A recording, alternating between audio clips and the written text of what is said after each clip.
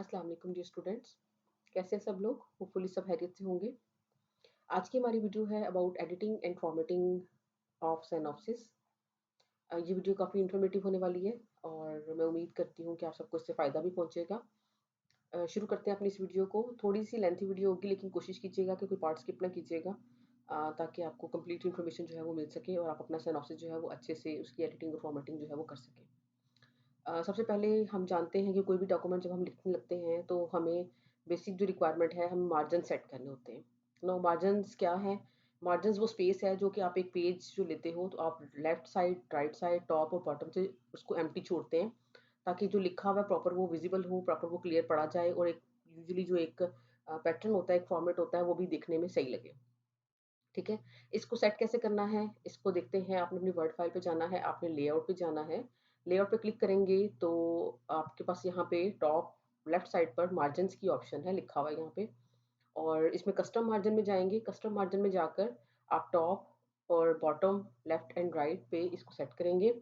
आप 2 तरीकों से सेट कर सकते हैं, ये अप एंड डाउन जो एरोज़ दिए हुए हैं, आप यहाँ से भी क्लिक कर सकते हैं।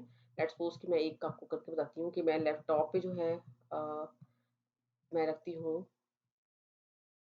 1.5। ठीक है? और बॉटम पे 1.5 है ऑलरेडी, ठीक है? लेफ्ट पे मैं 2.5 जो है वो रख रही हूँ और राइट पे भी जो है ये मेरे पास 1.5 जो है ये है सेट हुआ हुआ। अगर आपके पास सेट नहीं है, तो आप यहाँ से इसको सारे को खत्म करके टाइप भी कर सकते हैं, ठीक है? तो और लिख भी सकते हैं और ये लेफ्ट और जो ऊपर टॉप एंड बॉटम वाले जो बटन है ना, आप इनसे भी इनको ओके कर सकते हैं। नेक्स्ट आपने जो है वो आपने ये करना है कि इसको अप्लाई करना है होल डॉक्यूमेंट पे।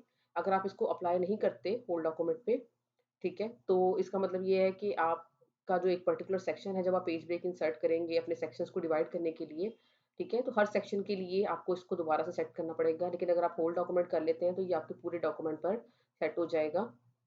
आप इसको सेट एज़ डिफ़ॉल्ट भी कर सकते हैं, ताकि जितनी दफ़ा भी आप वर्ड की फ़ाइल अगर आप सेम ही पैटर्न पे काम कर रहे हैं, तो ये एक आपके पास सेट हो जाएगा और तमाम आपकी वर्ड फ़ाइल जो हैं, वो इसी मार्जिन से ओपन होंगी। ठीक है? अब इसको ओपन कर लेते हैं, सॉरी ओके कर देते हैं। इसको ओके करने से अब हमारे पास ये इसके मार्जिन्स जो हैं वो डॉक्यूमेंट के वो सेट हो चुके हुए हैं। अब ये पहले करना क्यों ज़रूरी है? ये पहले करना इसलिए ज़रूरी है क्योंकि आपके पास ये आपको मार्जिन्स देता है, लिमिटाइज़ कर देता है कि ये स्पेस आपके पास अवेलेबल है जिसको आप यूटिलाइज़ कर सकते हैं।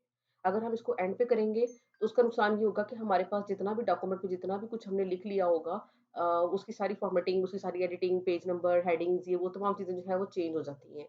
क्योंकि अगर आप ज़्यादा स्पेस छोड़कर लिख रहे हैं तो वो कम में जाएगी तो भी डिस्टर्बेंस होगी। और अगर आप ज़्यादा स्पेस छोड़ के नहीं लिख रहे, तो डेफ़िनेटली जब आप मार्जिन्स देंगे तो स्पेस ज़्यादा आएगी, तो भी आपकी सारी फ़ॉर्मेटिंग जो है वो डिस्टर्ब हो जाएगी।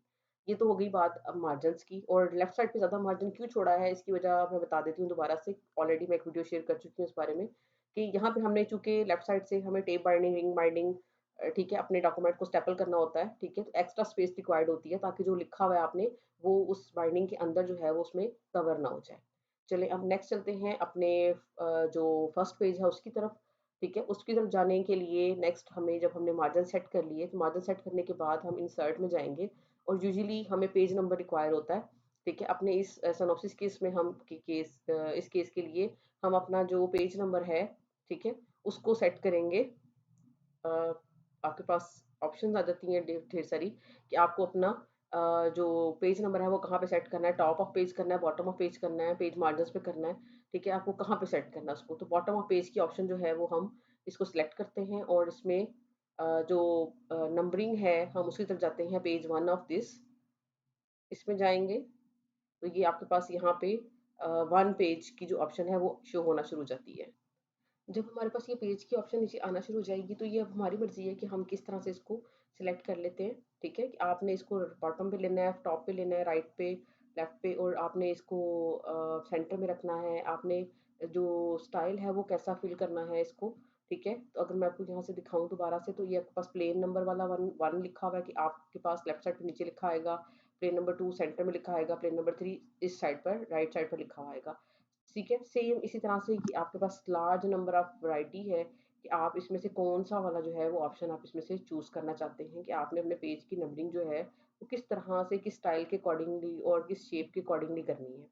ठीक है? हम इनमें से जो चूज़ करना चाह रहे हैं, अपने जो हमारा प्रेफर्ड या जो सिलेक्टेड स्टाइल है, जो हम अपने सिनॉप्सिस के लिए यूज़ करेंगे, जो फाइनल है हमारे लिए, ठीक है? वो हम यूज़ करना जा रहे हैं ये बोल्ड नंबर 3, ठीक है? जिसमें पेज 1 ऑफ 1 लिखा हुआ है, ठीक है?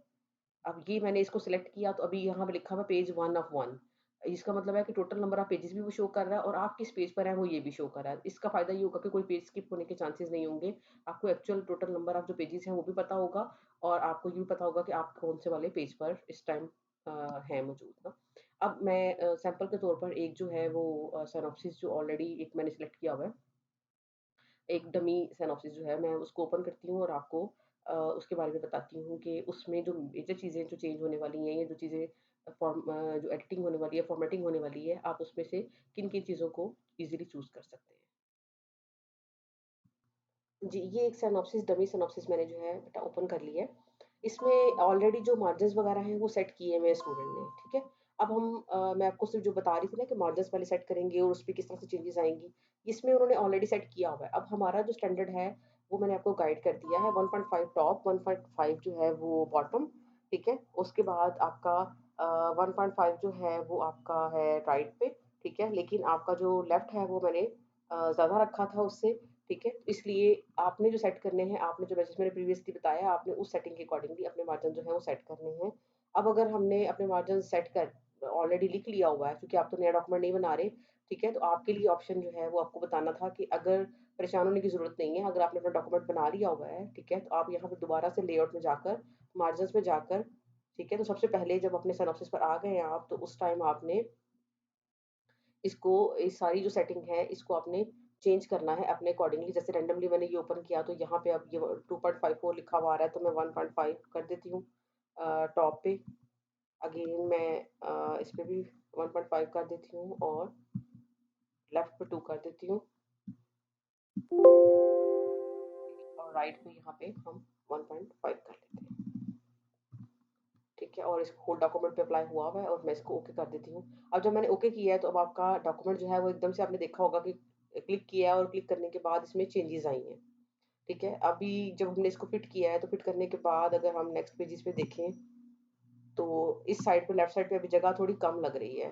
मोस्ट प्रोबेबली शायद मैंने अगर 2 बताया है तो इसको 2.5 पे अगर हम रखेंगे तो ज़्यादा बेहतर आएगा। तो कोशिश करें कि आप तमाम लोग स्टूडेंट जो हैं 1.5 यूज़ करें, फिर 1.5 लेफ्ट पे, 1.5 जो है वो यूज़ करें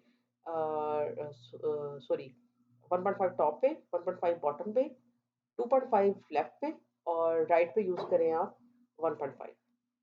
ठीक है? इसको हम दोबारा से सेट कर लेते हैं। 2.5 इसको मैं ओके कर देती हूँ। अब कुछ कंपैरेटिवली हमारे पास यहाँ पे स्पेस जो है वो सेट है। चलें जी, अब नेक्स्ट चलते हैं अपने अगले टास्क की तरफ जो हमने पेज नंबर वो किया था असाइन। तो पेज नंबर में इंसर्ट में जाएँ, इंसर्ट में जाएँगे तो यहाँ पे हमारे पास पेज नंबर की ऑप्शन आती है, तकरीबन स्लाइटली राइट साइड पे। अगेन यहाँ पे जो हमारा सिलेक्टेड स्टाइल था, बॉटम ऑफ पेज है, बॉटम ऑफ पेज में हमने सिलेक्ट करना है बोल्ड टाइप आएगा, नीचे भी लिखा हुआ है, यहाँ से भी आप चेक कर सकते हैं जो नीचे नंबरिंग हुई हुई है वहाँ से भी आपको अंदाज़ा हो जाएगा कि हमने कौन-सा सिलेक्ट करना है। बोल्ड नंबर 3 ठीक है?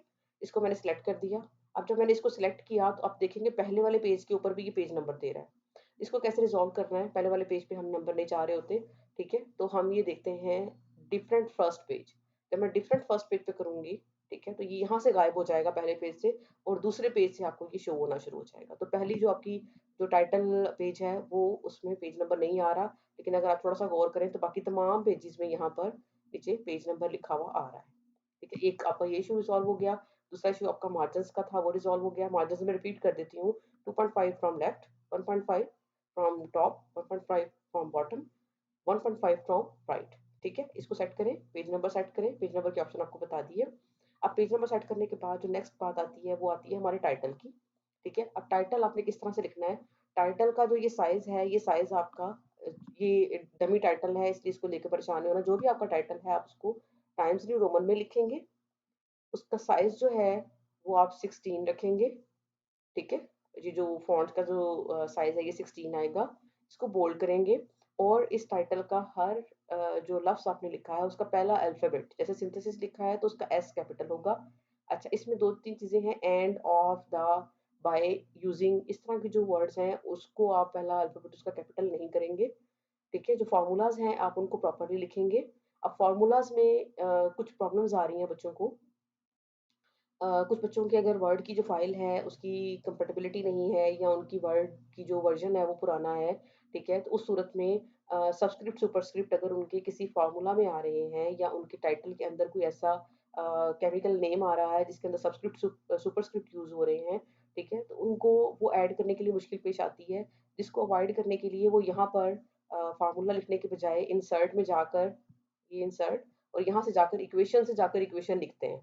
मतलब इक्वेशन लिखने के लिए वो यूज़ करते हैं डिफरेंट वेज़ हैं, आप उनको यूज़ कर रहे होते हैं, ठीक है? आप जब इस वाले पैटर्न से लेकर इक्वेशन वाले पैटर्न से लेकर यहाँ फ़ॉर्मूला पुट करते हैं, तो वो देखने में प्रॉपर नहीं लग रहा होता, ठीक है? उसको अवॉइड करने के लिए आप इसको बेशक वर्ड में ही लिखिए, जस्ट अगर आपका इश्यू सुपरस्क्रिप्ट, सब्सक्रिप्ट का है, जो कि फ़ॉर्मूलाज़ में होता है, ठीक है? तो वो एक ऑप्शन तो आपके पास ये यहाँ पे गिवन होती है आपके होम बार में। अगर आपको कर्सर मूव करता हुआ नज़र आ रहा है, आपके होम बार में जहाँ टाइम्स न्यू रोमन है, 16 टाइम उसका साइज़ है, उसके नीचे लिखी होती है। कुछ बच्चे ऐसे हैं जिनका ओल्ड वर्ज़न है वर्ड की फ़ाइल का, ठीक है? तो उनको यहाँ पे ये शो नहीं हो रही होती, तो उस सूरत में वो क्या करेंगे, अपने लेट्स सपोज़ कि मैं कहती हूँ कि यहाँ मैंने ऑक्सीजन के साथ 2 लिखना है सबस्क्रिप्ट में, ठीक है? मैं इसको सिलेक्ट करती हूँ, सिलेक्ट करने के बाद ये जो टाइम्स न्यू रोमन वाले ही ब्लॉक के नीचे आपके पास एरो आ रहा है। ये जो टाइम्स न्यू रोमन वाला ब्लॉक है, इसका कंप्लीट का नाम जो है वो फ़ॉन्ट है।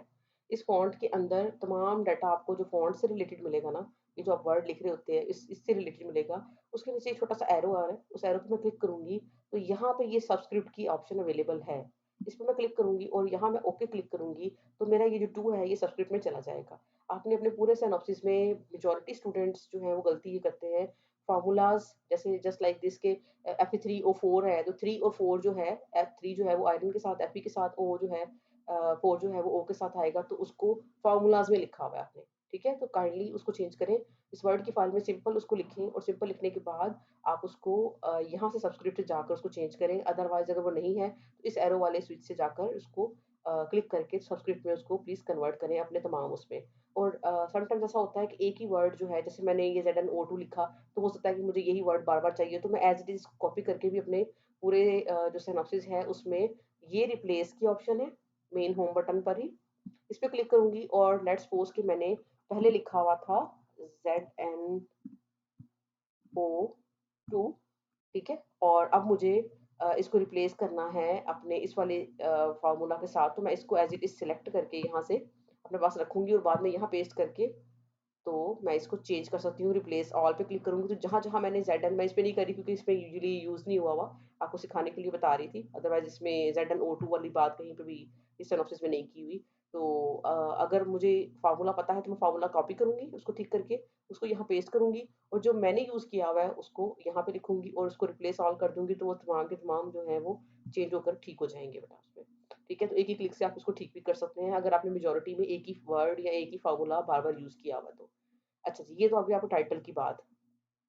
16 size first alphabet capital, of, the, on, by, using इस तरह की जो टर्म्स हैं उसके साथ पहला अल्फ़ाबेट कैपिटल नहीं होगा, ठीक है? और आप इसको ये जो आपका टाइटल है, ये ऊपर ऑप्शन आ रही है यहाँ से सेंटर लाइन करने की, आप इस पे क्लिक करेंगे, ठीक है? जब क्लिक करेंगे तो देखिएगा कि इसके गिर्द ये जो जिस भी चीज़ को आप क्लिक करेंगे ना, उसके गिर्द ये थोड़ा-सा एक छोटा-सा बॉक्स बन जाएगा या उसका थोड़ा-सा कलर चेंज हो जाएगा, ठीक है? तो आपको पता चल जाएगा कि अब आपका ये जो है टाइटल जो है ये सेंटर लाइन यहाँ से हो चुका है, ठीक है? ये ऑप्शन है आपके टाइटल के लिए और उसके बाद नेक्स्ट जो है वो आपने ये लिखा है सिनॉप्सिस, ठीक है?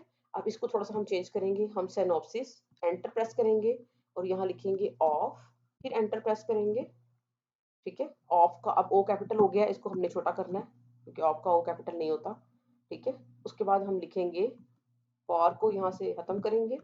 जिन्होंने फॉर नहीं लिखा हुआ, बस ये जो चीज़ें जिस हिसाब से मैं लिख रही हूँ, अभी ये फाइनल है। अच्छा इसमें जो वीडियोज़ ये तमाम लोग जो देख रहे हैं थोड़ा-सा बता दूँ कि ये यूनिवर्सिटी टू यूनिवर्सिटी ये फॉर्मेट चेंज्ड है, ठीक है? डिपार्टमेंट टू डिपार्टमेंट भी ये फॉर्मेट चेंज हो सकता है, ठीक है? लेकिन कोशिश हम ये कर रहे हैं कि कुछ एक प्रॉपर जो है वो सेटिंग बन सके जिसमें हम एक थोड़ा-सा अरेंज फॉर्म में सिनॉप्सिस जो है आप उसको उसकी एडिटिंग करके आप उसको जमा करवा सकें। सो परेशान होने की ज़रूरत नहीं है और घबराइएगा भी मत क्योंकि डिफरेंट इंस्टीट्यूट के लिए, डिफरेंट यूनिवर्सिटीज़ के लिए, डिफरेंट डिपार्टमेंट्स के लिए इसका पैटर्न चेंज हो सकता है। ठीक है? तो ये एमएस फिज़िक्स जो है हमारे ये प्योरली जो मैं बता रही हूँ, ये जीसी वुमेन यूनिवर्सिटी सियालकोट के लिए, डिपार्टमेंट ऑफ फिज़िक्स के लिए गाइड कर रही हूँ बच्चों को। तो इसमें एमएस फिज़िक्स डैश के साथ हम लिखेंगे और इसके बाद हम ब्रैकेट ऐड करेंगे और यहाँ पे हम लेट्स सपोज कि इसमें ईयर जो है वो सेशन जो आपका है वो मेंशन करेंगे। तो सेशन यहाँ पे मैंने 2022 टू 2024 कर देते हैं, ठीक है। ये आपका ये सेशन जो है वो यहाँ पर आ जाएगा, ठीक है। अब इसमें अब अगर देखें तो ये स्पेस भी एडजस्टमेंट जो है ये ज़रूरी है, ठीक है। स्पेस की एडजस्टमेंट के साथ साथ वो इसलिए भी ज़रूरी है क्योंकि जब आप इसको एडजस्ट नहीं करेंगे तो जितना भी कुछ इसके ऊपर पेज के ऊपर लिखा हुआ है आपका, वो आगे फर्दर जो है वो नेक्स्ट पेज पर जाएगा। ये अभी मैं बताती हूँ और फिर एट द एंड हम इस जो एडजस्टमेंट है हम इसको भी जो है वो कम करेंगे।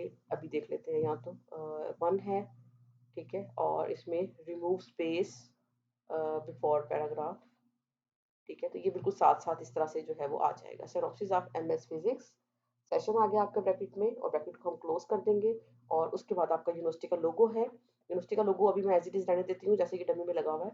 इसको हम बाद में एट द एंड उसको देखेंगे कि इसको हमने किस तरह से जो है वो एडजस्ट करना है। उसके बाद नेक्स्ट जो चीज़ आती है वो अगर हम देखें तो वो आपके पास स्टूडेंट नेम और स्टूडेंट डिटेल है, उसमें सबमिटेड बाय है। मतलब ये एक मैंने डमी नेम लिखा है, आप अपने हिसाब से जो भी आपका नाम है आप उसको लिख सकते हैं। लेकिन नाम लिखने के लिए बेटा एक छोटी-सी चीज़ ध्यान में रखिएगा कि जैसे इस तरह से टाइटल में आपने पहला अल्फ़ाबेट कैपिटल रखा है, वहाँ से वही तरह से आप अपने जो नाम है, आप उसमें भी पहला अल्फ़ाबेट जो है वो कैपिटल रखेंगे। इसमें जो एक मिस्टेक है सबमिटेड बाय में जो बी है वो स्मॉल है। ठीक है। अब एक ही पैटर्न जो है वो फॉलो करेंगे। आप सबमिटेड बाय में इसको अगर स्मॉल ले रहे हैं तो स्मॉल रहने दें, क्योंकि यूजुअली ऊपर हमने वो डिफाइन किया है एंड ऑफ में ये जो है ये स्मॉल यूज होगा। लेकिन जो इसमें मसला है वो ये है कि यहाँ पे रोल नंबर जो लिखा हुआ है हम इसको खत्म कर देंगे और नीचे रोल नंबर का जो भी पैटर्न आपकी यूनिवर्सिटी ने आपके लिए डिफाइन किया हुआ है आप उसमें लिखेंगे। और जैसे जो हमारे स्टूडेंट्स हैं बेटा आप लोगों के लिए ये जो पैटर्न है वो आपका कंप्लीट रोल नंबर जो है वो यहाँ पर आएगा। और इसके बाद आपका जो ये लिखा हुआ है इसकी लाइन स्पेसिंग भी आप यहाँ से 1 करेंगे। उसका फ़ायदा ये होगा कि ये जो डिटेल है सारी ये स्टूडेंट की डिटेल है बेटा, ठीक है। यूजुअली स्टूडेंट मिस्टेक क्या करते हैं, स्टूडेंट मिस्टेक ये करते हैं कि वो सबमिटेड बाय और सुपरवाइजर इन दोनों को कंबाइन कर देते हैं। दरमियान में स्पेस जो है बिल्कुल नहीं होती। कहीं से पता नहीं चलता कि सबमिटेड बाय किसने किया है और सुपरवाइजर कौन है और चीज़ें जा कहाँ पे रही है, डॉक्यूमेंट सबमिट कहाँ पे हो रहा है। तो इस तरह के इश्यूज़ को अवॉइड करने के लिए सबमिटेड बाय लिखें। 1 स्पेस के साथ अपनी तमाम डिटेल लिखें, रोल नंबर यहाँ नहीं लिखना, ठीक है। यहाँ पे आपने अपना नाम लिखना है, नाम का पहला अल्फ़ाबेट कैपिटल होगा, ठीक है। और उसके बाद दरमियान में आप स्पेस एंटर करेंगे। स्पेस एंटर करने के बाद जो मिस्टेक है यूजुअली बच्चे करते हैं, ऊपर अगर सबमिटेड बाय लिखा है नीचे लिखेंगे सुपरवाइज्ड बाय, ठीक है, जो कि गलत है, ठीक है। या नीचे लिखेंगे सबमिटेड टू, ठीक है। ये तो डिपार्टमेंट को सबमिट हो रहा है, यूनिवर्सिटी को सबमिट हो रहा है, सुपरवाइजर को सबमिट नहीं हो रहा। तो इसलिए यहाँ पर आप सबमिटेड टू नहीं लिखेंगे, ना ही सुपरवाइज्ड बाय लिखेंगे, आप लिखेंगे सुपरवाइजर, ठीक है। सुपरवाइजर लिखेंगे और सुपरवाइजर के नीचे उस जो भी आपके इंस्ट्रक्टर हैं आप उनका नाम लिखेंगे और नाम में अगेन डॉक्टर अगर है तो डॉक्टर का D capital R small full stop, क्योंकि ये एब्रिविएशन है डॉक्टर की। और आगे वो जो टीचर हैं उनका आप कंप्लीट नेम लिखेंगे। Please note down that complete name लिखना है और कंप्लीट नेम के साथ उसका पहला अल्फाबेट जो है वर्ड जो नाम है उसका पहला अल्फाबेट जो है वो भी कैपिटल में लिखना है, ठीक है। ये लिखने के बाद नेक्स्ट हम आते हैं। अब यहाँ से अगर थोड़ा-सा देखें तो एक पिक्चर क्लियर हो रही है कि सबमिटेड किसने किया है, सुपरवाइज़र कौन है और है क्या चीज़, चीज़ क्या है, जो कि ऊपर पता चल रहा है कि सिनॉप्सिस है, टाइटल क्लियर है। टाइटल क्लियर होने के बाद नेक्स्ट जो चीज़ आती है वो ये सेशन देखिए जो सबसे नीचे लिखा हुआ है। अब यहाँ पे मिस्टेक क्या है कि मोस्टली स्टूडेंट्स नीचे जो है या तो सेशन लिख रहे होते हैं, ठीक है। अब सेशन लिखने का भी स्टाइल है, या तो आप एक पैटर्न को फॉलो करो, यहाँ से 20 खत्म कर दो, 2022 टू 24, ठीक है। या फिर आप 20 डाल दो। अब ये जो ऊपर पैटर्न फॉलो किया है, आप तमाम स्टूडेंट्स ने यही फॉलो करना है। इसी तरह से एमएस, एमएस के साथ आगे आगे डैश, डैश के बाद आगे फिजिक्स, फिर आगे ब्रैकेट 2022 से 24। एक पैटर्न एक फ्लो लगना चाहिए ताकि वो यूनिफॉर्मिटी लगे तमाम सिनॉप्सिस के अंदर। तो इसलिए अगर चूंकि हमने ऊपर लिख दिया है तो इसलिए यहाँ से हम इसको रिमूव कर देंगे। यहाँ से रिमूव करने के बाद जो नीचे नाम है डिपार्टमेंट का, उसमें भी मोस्टली स्टूडेंट गलती क्या करते हैं, department of physics all capital में लिख देते हैं। उसको ऑल कैपिटल में नहीं लिखना, पहला वर्ड जो है वो कैपिटल में है। अगेन डी कैपिटल है डिपार्टमेंट का, पी कैपिटल है फिजिक्स का, डिपार्टमेंट ऑफ फिजिक्स इस तरह से लिखेंगे। और नीचे यूनिवर्सिटी का नाम लिखने जो यूनिवर्सिटी का कंप्लीट नेम है बेटा वो है government college women university Sialkot. तो सियालकोट अलग से सिटी नहीं है, यूजुअली बच्चे मिस्टेक ही करते हैं कि यहाँ कॉमा होता है, यूनिवर्सिटी के साथ यहाँ कॉमा होता है, यहाँ पे आपने कॉमा ऐड नहीं करना। इस कॉमा को रिमूव करेंगे क्योंकि ये कंप्लीट नेम है यूनिवर्सिटी का। और इसके अलावा बहुत से बच्चे यहाँ पर जो है नीचे मैं अगर बताऊँ तो ये लिखते हैं GC women university Sialkot complete आगे अगर मैं लिखूँ तो, ठीक है? तो ये भी गलत है। इसके साथ-साथ आगे कुछ बच्चे जो हैं वो यहाँ पर लिखते हैं GOVT फुल स्टॉप, ठीक है? और उसके आगे कॉलेज वुमेन यूनिवर्सिटी, तो ये भी ठीक नहीं है, ठीक है? इसलिए आपने जो लिखना है वो आपने डिपार्टमेंट का पूरा नेम और जो government college women university Sialkot है उसका भी आपने पूरा नेम लिखना है। आगे जो एक मिस्टेक जो मेजॉरिटी स्टूडेंट्स कर रहे हैं वो इसके आगे लिख रहे हैं पाकिस्तान, जो कि लिखने की ज़रूरत नहीं है यहाँ पे, ठीक है? तो ये हमारा फर्स्ट पेज जो है ये इसकी जनरल फॉर्मेटिंग है कि ये आपने किस तरह से जो है वो सेट करना है। इसमें थोड़ी-सी मिस्टेक जो भी लग रही है वो ये कि इसमें डिपार्टमेंट ऑफ फिजिक्स के बाद नीचे अगर देखें तो बहुत ज़्यादा जगह जो है वो खाली है। अब ये जो खाली जगह है इसको हमने एडजस्ट करना है। ये खाली जगह जब प्रिंट होकर आती है तो बुरी लगती है। तो इस बुरी जो लगने वाली जो खाली जगह है ना इसको फिल करने के लिए हम थोड़ा-सा पेज को अगर देखें तो ये लाइन आ रही है, लाइन से फ़ौरन बाद नीचे सिनॉप्सिस लिखा हुआ है, तो एक एंटर प्रेस करेंगे तो थोड़ा-सा नीचे चला जाएगा। ये जो हमने ऊपर सिनॉप्सिस ऑफ एमएस फिजिक्स लिखा था, इसकी लाइन स्पेसिंग अगर हम एडजस्ट करें 1.15, 1.5, 1.5 कर देते हैं ताकि वो नीचे जो है स्पेस कवर हो जाए। लोगो का साइज़ ये ठीक है, ठीक है? अगर कोई चेक करना चाहता है कि कितना रखना है तो ये पिक्चर फॉर्मेट में जाएँ, ठीक है? तो यहाँ पे ये राइट साइड पे 7.37 और 7.11 ये साइज़ आ रहा है। अगर आप ये साइज़ रखेंगे तो सबका सिनॉप्सिस जो है वो देखने में एक जैसा लगेगा, लेकिन इसको थोड़ा बहुत आप ऊपर-नीचे कर सकते हैं, क्यों? क्योंकि अभी जो हमने टाइटल रखा है, टाइटल 1 लाइन पर आ रहा है। यूजुअली स्टूडेंट्स के टाइटल जो है वो 2 लाइन्स पर आ रहे होते हैं, ठीक है? तो अगर मैं 2 लाइन्स के हिसाब से लिखूँ और मैं इसके आगे लिख देती हूँ बाय ग्रीन सिंथेसिस मेथड। तो अब ये सिनॉप्सिस जो है ये यूजुअली स्टूडेंट्स मेजॉरिटी स्टूडेंट्स का टाइटल जो है 2 टू 3 लाइन्स पर होता है। तो आप अपने टाइटल के अकॉर्डिंगली आप इसको एडजस्ट कर सकते हैं, ठीक है? मतलब पेज खाली जो है वो नहीं लगना चाहिए, लेकिन जो आपका टाइटल है वो सेंटर लाइन होगा, 16 स्पेस में होगा, पहला अल्फाबेट कैपिटल होगा, उसके नीचे से सिनॉप्सिस ऑफ एमएस फिजिक्स 3 लाइनों में इस तरह से लिखा जाएगा, नीचे लोगो आएगा और ये तमाम चीज़ें अगर आप देखें तो एक लाइन में नीचे आ रही हैं, यानी कि सेंटरली अलाइन्ड हैं। अच्छा, उसके बाद आप सबमिटेड बाय लिखेंगे, स्टूडेंट नेम, सुपरवाइज़र डिटेल आ जाएगी, सुपरवाइज़र डिटेल के बाद आपके डिपार्टमेंट का नाम और यूनिवर्सिटी का नाम नीचे आ जाएगा। तो जब आप अपना टाइटल लिखेंगे, तो उसके अकॉर्डिंगली ये आपकी तमाम जो डिटेल है ये सेट हुई हुई ऑटोमेटिकली यहाँ पर आ जाएगी। अगर आपको लगता है कि फिर भी ये एडजस्ट नहीं हो रहा तो सबमिटेड बाय को आप 1.5 पर ले जाएँ। क्योंकि 1.5 पे ये आप यूजुअली जो है वो आपकी सेटिंग जो है पूरा पेज जो है वो कवर हो जाएगा आपका, ठीक है? ये करने के बाद अब आप देखें तो आपका पहला पेज जो है वो अरेंज्ड है। उसके बाद आती है सेकंड पेज की बारी। सेकंड पेज पे अगर आप देखें तो आपने अपना टाइटल जो है वो सेम जैसे आपने फर्स्ट पेज पे लिखा है, ऑल पहला जो आपका अल्फ़ाबेट है वो कैपिटल, कैपिटल करने के बाद आपने इसका साइज़ जो है वो 16 रखना है। 16 रखने के बाद आपने इसको अगेन सेंटर लाइन करना है और ये सेकंड पेज के सेंटर में ही होगा, ठीक है? इसके बाद आता है इंट्रोडक्शन की बारी। तो इंट्रोडक्शन में आप देखें तो यूजुअली स्टूडेंट्स इंट्रोडक्शन कैपिटल में लिखते हैं, ऑल कैपिटल में लिखते हैं, लेकिन यहाँ पे आपने जो पैटर्न ऊपर फॉलो किया है वही है, वहाँ यहाँ पे भी वही फॉलो करेंगे और इसमें आप आई कैपिटल इंट्रोडक्शन का लिखेंगे और बाकी तमाम जो इसके अल्फ़ाबेट्स हैं वो स्मॉल में लिखे जाएँगे और सेम यही पैटर्न आपकी सिनॉप्सिस की जितनी भी हेडिंग्स हैं, उन तमाम में यही यूज़ होगा। जस्ट लाइक ये आपके लिटरेचर रिव्यू की जो हेडिंग है उसमें भी ऑब्जेक्टिव्स, रिसर्च मेथोडोलॉजी, इन तमाम में यही पैटर्न जो है वो फॉलो होगा। तो पहला अल्फ़ाबेट जो है वो कैपिटल, बाकी जो है वो स्मॉल में यहाँ पर ये यूज़ होंगे। ये देखिए अपने तमाम में जो है वो यही पैटर्न जो है वो फॉलो किया गया है। अच्छा जी, अब इसके अलावा जो मिस्टेक मेजॉरिटी स्टूडेंट्स की जो करेक्ट होने वाली है, वो ये कि एक पैटर्न फॉलो करना है बेटा। जी, जैसे देखें एक हर पैराग्राफ जो है वो एक स्पेसिफिक स्पेस से शुरू हो रहा है। अगर ऐसे है तो फिर आपके तमाम पैराग्राफ्स जो हैं वो स्पेसिफिक स्पेस से शुरू होंगे। इसके लिए टिप आपको बता देती हूँ, अगर आप चाहते हैं कि तमाम आपके पैराग्राफ की जो पहली लाइन है वो एक ही स्पेस पर शुरू हो रही हो, तो आपने जस्ट कर्सर पहला पैराग्राफ की पहले वाले अल्फ़ाबेट पे रखकर सिर्फ प्रेस करना है टैब। आपके लैपटॉप के ऊपर एक डबल एरो वाला स्विच होगा, ठीक है? और उसके ऊपर लिखा हुआ है TAB टैब। टैब को क्लिक करेंगे तो ऑटोमेटिकली आपकी इक्वल स्पेसिंग जो है वो हर सेंटेंस या हर पैराग्राफ का जो पहला सेंटेंस है, उसके पहले अल्फ़ाबेट के बाहर कर्सर रखें और वहाँ पे टैब प्रेस करें, तो उस टैब प्रेस करने से इक्वल स्पेस जो है वो आपके पैराग्राफ में एडजस्ट हो जाएगी। अगर कोई स्टूडेंट ये नहीं करना चाहता, ठीक है? तो कोशिश करें कि आप टैब नहीं प्रेस कर रहे हैं तो फिर इसको बिल्कुल छोड़ दें। लेकिन कोशिश करें कि एक पैटर्न जो है वो फ़ॉलो करें तमाम स्टूडेंट्स और मेरे ख़्याल में अगर आप फ़ॉलो कर रहे हैं एक ही पैटर्न तो टैब प्रेस करना है तो कर लें, एक एडिशनल काम बढ़ जाएगा अगर आप नहीं उसको करते। सिंपल भी ठीक है, और अगर सिंपल रखेंगे तो एक ही यूनिफ़ॉर्मिटी तमाम बैच के स्टूडेंट्स में आ जाएगी। तो आप दोनों में से ऑप्शन में से कोई फ़ॉलो भी कर सकते हैं। मज़ीद जो कॉमन है वो आप ये कि ना इसको रखें स्पेस को, तो भी ठीक है, क्योंकि एक्स्ट्रा टाइम जो है वो आपका लगेगा सिर्फ़ एक-एक पैराग्राफ को, हर पैराग्राफ के शुरू में टैब प्रेस करने में। ठीक है? तो इसको सिंपल रहने दें। तमाम जो पैराग्राफ्स हैं आप इनको सिंपल रहने दें।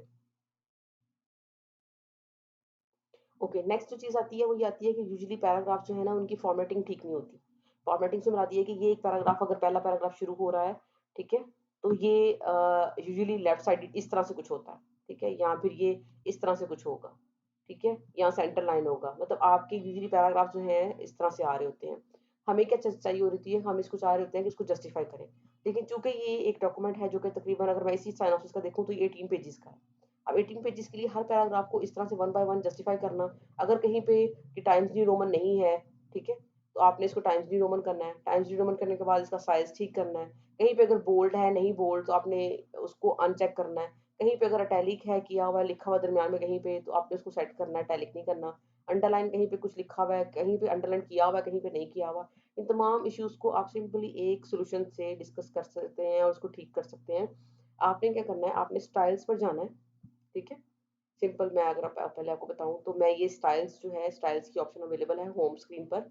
ये होम रिबन जो बटन है इस पे, ठीक है? इस पे मैं क्लिक करती हूँ, लेट्स सपोज़ कि ये नॉर्मल एक स्टाइल है, इस पे मैं क्लिक करती हूँ राइट, ठीक है? इसमें एक ऑप्शन आती है मॉडिफाई की। मॉडिफाई में जाकर आपने इस पे इसको सेट कर लेना है। ये जो ऊपर फॉर्मेटिंग की ऑप्शन आ रही है, इसमें मैं टाइम्स न्यू रोमन, यहाँ पे मैं इसको करती हूँ 12, और बोल्ड नहीं चाहिए हमें, इटैलिक नहीं चाहिए, अंडरलाइन नहीं चाहिए। ऑटोमेटिक को मैं यहाँ पे कलर जो है इसका प्योर ब्लैक जो है वो उसको सेलेक्ट कर लेती हूँ, और यहाँ से ऑप्शन जो है मेरे पास आ रही है जस्टिफाइड की, मैं इसको जस्टिफाई कर लेती हूँ। और यहाँ से लाइन स्पेसिंग की ऑप्शन आ रही है, मैं इसको 1.5, जो सेंटर वाले 3 लाइन्स है ना, ये 1.5 की होती हैं, मैं इसको यहाँ से 1.5 पे सिलेक्ट कर लेती हूँ। 1.5 से सिलेक्ट करने के बाद ये फॉर्मेट की ऑप्शन है कि मुझे किस चीज़ की उसमें चाहिए, ठीक है? तो मैं इसको नहीं कर कुछ भी चेंज करती, ठीक है? और अच्छा, अब इसमें आपकी अपनी मर्ज़ी है कि न्यू डॉक्यूमेंट जो भी आप ले रहे हैं, आप इसको हर दफ़ा के लिए सेट करना चाहते हैं, तो new document based on this template, कि नया डॉक्यूमेंट जो भी आप खोलेंगे वो इस पे बेस करेगा। इस डॉक्यूमेंट में सिलेक्ट करना है तो ओनली इन दिस डॉक्यूमेंट आ जाएगा, ठीक है? और आप इस पे ओके पे क्लिक करेंगे तो ये आपका जो पैटर्न है ये सेट हो जाएगा, और इसको आप इज़िली जो है वो अप्लाई कर सकते हैं अपने किसी भी पैराग्राफ पे। लेट्स सपोज़ कि मैं इस पैराग्राफ को सिलेक्ट करती हूँ, और मैं अपने जो पैराग्राफ मैंने लिखा उसमें अगर कुछ एडिटिंग की मिस्टेक्स हैं, क्योंकि ये ऑलरेडी हुआ हुआ है इसलिए शायद आपको इतना फील नहीं हो रहा होगा, लेकिन जब हम कॉपी पेस्ट करते हैं या खुद से लिखते हैं तो यूजुअली हमारी इस तरह की मिस्टेक्स आती हैं, ठीक है? मैंने इसको सिलेक्ट किया, सिलेक्ट करने के बाद मैंने नॉर्मल पे क्लिक किया, ठीक है? चूंकि ये मेरा ऑलरेडी उस फॉर्मेट में था तो इसलिए इसमें चेंजेस नहीं आई। अदरवाइज जब आप इस तरह से सिलेक्ट करेंगे, सिलेक्ट करके आप अपने नॉर्मल पे क्लिक करेंगे। अब इसमें फ़ायदा क्या है, इसमें फ़ायदा ये है कि मैंने इंट्रोडक्शन लिखा, जैसे भी था, जो भी मेरी फॉर्मेटिंग की मिस्टेक थी, मैंने उनको बार-बार वन बाय वन ठीक नहीं किया। मैंने इस सारे को सिलेक्ट करके इंट्रोडक्शन जहाँ से मेरा शुरू हो रहा था, जहाँ तक भी मेरा आ रहा था, ठीक है? तो मैंने इस सारे को सिलेक्ट करके, और इसके बाद मैंने ये लिटरेचर रिव्यू से ऊपर-ऊपर तक है। मैंने इसको सिलेक्ट किया, सिलेक्ट करने के बाद मैं नॉर्मल पे क्लिक करूँगी। नॉर्मल पे क्लिक करने के बाद वो ऑटोमैटिकली इस सारे को एडजस्ट कर देगा। ठीक है? अच्छा जी, अब ये कुछ बच्चों के जो सिनॉप्सिस है उनमें मिस्टेक ये आती है कि जो पैराग्राफ्स है ना, किसी पैराग्राफ में इतनी स्पेस छोड़ी हुई है, और किसी के दरमियान में एक्स्ट्रा इतनी-इतनी स्पेस छोड़ी हुई है। बेटा एक्स्ट्रा एक स्पेस छोड़ना जो है ना, अब मैंने एक ही दफ़ा क्लिक किया है तो एक ही स्पेस आई है, कुछ में 2 छोड़ी होती हैं। इस तरह की जो स्पेस पैराग्राफ्स के दरमियान में खाली होती है, उसको नहीं छोड़ना होता, उसको सेट करना होता है। तो ये तभी पॉसिबल है जब आप इस तरह से नॉर्मल पे जाके इसको मॉडिफाई कर लेंगे। अब उसके बाद आगे हेडिंग है, इसलिए मैंने लिटरेचर रिव्यू को उसके अंदर इंक्लूड नहीं किया। अगर मैं लिटरेचर रिव्यू को भी इस पे क्लिक करती हूँ, तो ये भी नॉर्मल में कन्वर्ट हो जाएगा, ठीक है? क्योंकि ये हेडिंग है, इसलिए मुझे इसको नहीं करना, तो इसको मैं इसको एज़ इट इज़ रहने देती हूँ। अब अगर आप देखें तो ये लिटरेचर रिव्यू है, जो कि यूजुअली स्टूडेंट्स ने लिटरेचर रिव्यू को ऑब्जेक्टिव्स और बाकी चीज़ों के बाद लिखा होता है, तो इसको आपने इंट्रोडक्शन के बाद लिखना है, ठीक है? एक और छोटी-सी गलती जो टाइटल पेज पे अभी मेरे ज़हन में आई, कि बच्चे यूजुअली जब टाइटल लिख रहे होते हैं, तो टाइटल लिखने के बाद फुल स्टॉप लगा देते हैं। बेटा टाइटल के बाद फुल स्टॉप नहीं आता, ठीक है? जिन बच्चों ने ऐड किया हो या उनको लगता हो कि इसके बाद में आता है, बेटा टाइटल के बाद फुल स्टॉप नहीं आता, ठीक है? अच्छा, दूसरी मिस्टेक जो फुल स्टॉप से रिलेटेड है, वो बच्चे यूजुअली ये करते हैं कि ये लाइन लिखी, इसके आगे ये रेफरेंस था, ठीक है? इस रेफरेंस से पहले लगाया फुल स्टॉप यहाँ पे और आगे रेफरेंस लिख दिया और रेफरेंस के बाद कभी तो फुल स्टॉप लगा दिया, कभी नहीं लगाया। अच्छा, रेफरेंस का मतलब ये होता है कि ये बात जो आप लिख रहे हो, ये बात इस वाले पेपर से या इस वाली बुक से डायरेक्टली या इनडायरेक्टली आपने उसको यूज़ किया है, ठीक है? डायरेक्टली तो हम यूज़ नहीं करते, जो वहाँ पे वर्डिंग लिखी होती है, हम उसको रिफ्रेश करते हैं, रिफ्रेश करके तो हम उसको अपने काम में जो है वो यूज़ करते हैं। सॉरी। अच्छा, इसका मतलब है कि ये रेफरेंस इस बात का है। अगर हमने फुल स्टॉप लगा दिया तो फुल स्टॉप का मतलब होता है कि बात मुकम्मल हो गई है। लेकिन रेफरेंस तो हमने उसी बात का लिखा है ना। अब ये फुल स्टॉप इस रेफरेंस से बाद में लगना था, ठीक है? अब बात मुकम्मल हुई है, जिसमें कंप्लीट बात लिखी, फिर हमने उस बात का हवाला या उस बात का रेफरेंस भी उसी लाइन के साथ लिख दिया।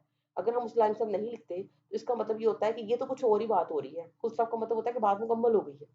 लेकिन चूँकि रेफरेंस उसमें इंक्लूडेड नहीं है, तो हमें ये नहीं पता कि ये जो बात लिखी है, ये किसने कही, कहाँ से आपने उठाई, कहाँ से आपने इसको पढ़ा, कहाँ से आपने इसको अंडरस्टैंड किया। इसलिए इस तरह की गलती प्लीज़ अपने सिनॉप्सिस में और अपनी थीसिस राइटिंग में या पेपर राइटिंग में मत किया करें कि जो रेफरेंस है वो लगाने आपने फुल स्टॉप के बाद लगा रहे हैं, ठीक है?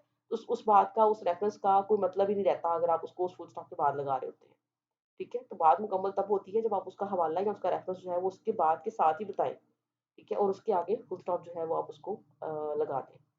अच्छा, ये तो जनरल आपकी सेटिंग की बात हो गई, फॉर्मेटिंग की बात हो गई, ठीक है? अब आपको ये भी पता चल गया कि इंट्रोडक्शन के बाद जो आपने चीज़ लिखनी है वो आपने लिटरेचर रिव्यू लिखना है। लिटरेचर रिव्यू में जो मेजॉरिटी गलती स्टूडेंट्स की आती है, वो ये आती है कि जो ऑथर नेम है यहाँ पे, ठीक है, वो कंप्लीट लिखे होते हैं। कंप्लीट से मुराद ये है कि लेट्स सपोज़ कि यहाँ पे निखिल लिखा हुआ है, इस जगह कोई इसका नाम हान लगा दें, कुछ भी है तो वो लिखा होता है, एट ऑल नहीं लिखा हुआ, ठीक है? Usually at all ET space AL dot हम ये यूज़ करते हैं तब जब हमारे पास लार्ज नंबर ऑफ ऑथर्स होते हैं या 3 से ज़्यादा ऑथर्स होते हैं, ठीक है? तो उस सूरत में हम ये यूज़ करते हैं और कुछ स्टूडेंट्स की मिस्टेक में ये है कि आगे ये लिखने के बाद आगे उन्होंने ब्रैकेट में ईयर नहीं लिखा हुआ, कि किस साल की किस ड्यूरेशन की ये बात है जो कि ये करने जा रहे हैं, ठीक है? इसके बाद जो ये मिस्टेक है इसको भी हमने ठीक करना है। इसको समझने का तरीका ये है कि जब हम सिनॉप्सिस इसमें लिख रहे हैं तो इसमें जो एक ऑथर है, अगर आपका पेपर जो भी लिखा हुआ है वो एक ऑथर का है, तो आप उस एक ऑथर का सरनेम लिखेंगे। सरनेम वो होता है जो कि आपके नाम से आगे लिखा जाता है, ठीक है? जैसे आयशा किरण है तो किरण सरनेम है।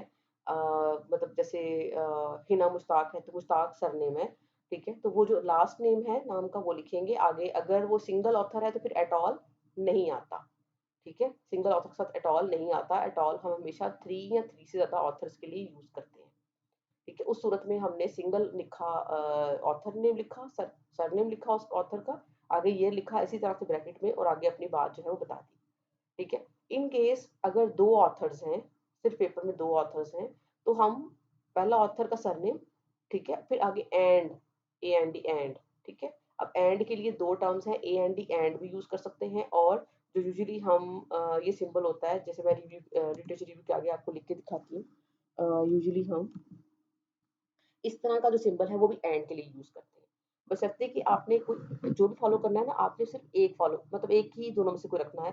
ये नहीं कि आधे सिनॉप्सिस में ए एन डी लिख रहे हो और आधे सिनॉप्सिस में इस तरह का सिंबल लिख रहे हो, ठीक है? तो कोई एक यूज़ करें, वो लिख के अगले वाले ऑथर का सरनेम और फिर आगे अगेन ब्रैकेट डालकर इस तरह से ही आगे ईयर लिखेंगे।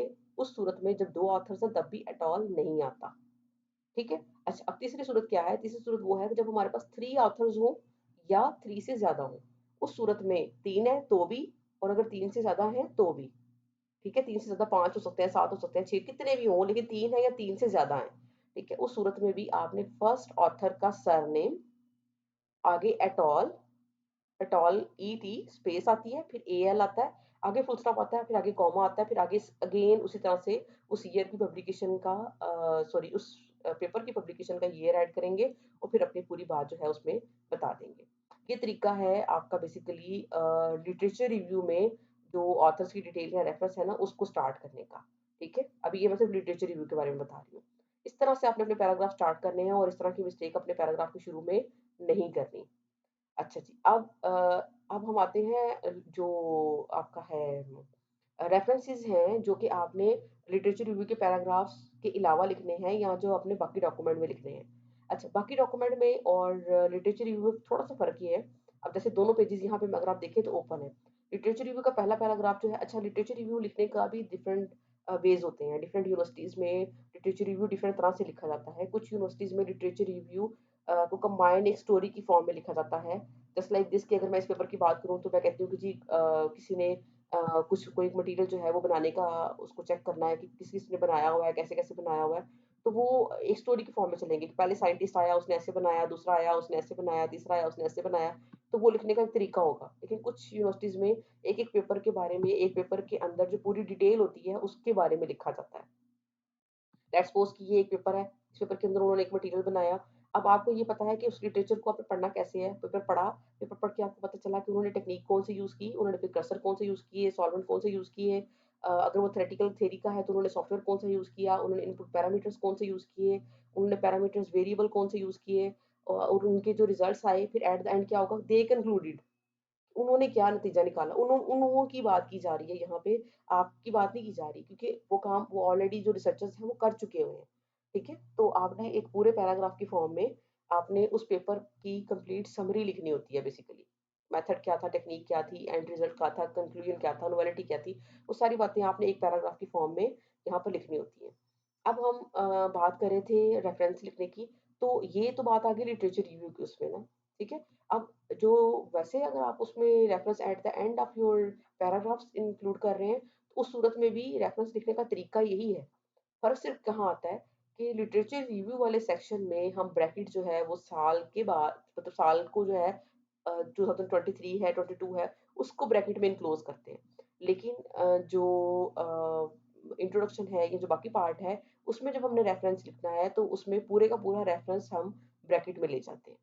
बाकी first author, second author sorry first author अगर है, एक ऑथर है तो आप उसमें एक ऑथर का सरनेम लिखेंगे, 2 हैं तो एंड डाल के लिखेंगे, 3 हैं तो एट ऑल डाल के लिखेंगे, लेकिन सिर्फ ब्रैकेट का जो डिफरेंस है ना वो आ जाएगा।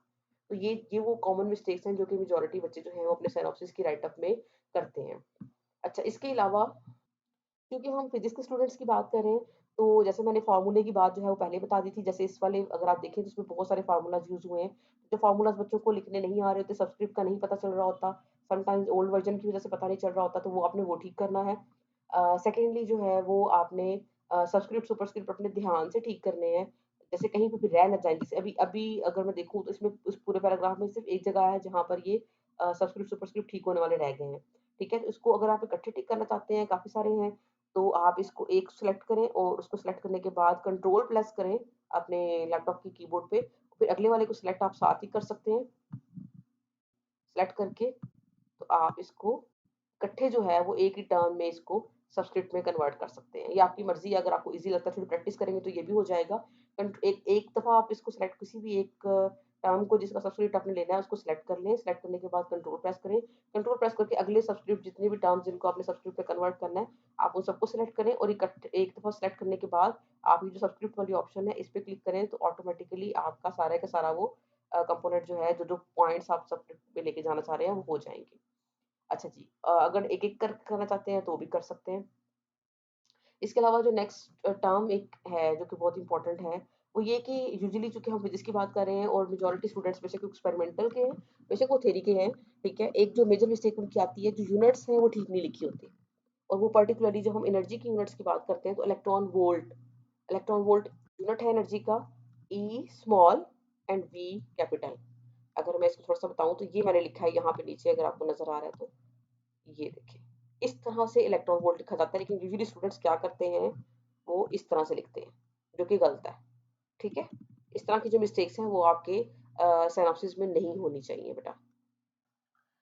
एक और गलती जो मोस्टली स्टूडेंट्स जो है वो अपने सिनॉप्सिस राइटिंग में करते हैं बेटा, जैसे मैंने फुल स्टॉप की गलती पहले बताई थी वो ये होती है अब जैसे अगर इस जगह को देखें ये वाली लाइन जो है इसको मैं अभी हाइलाइट कर लूँ।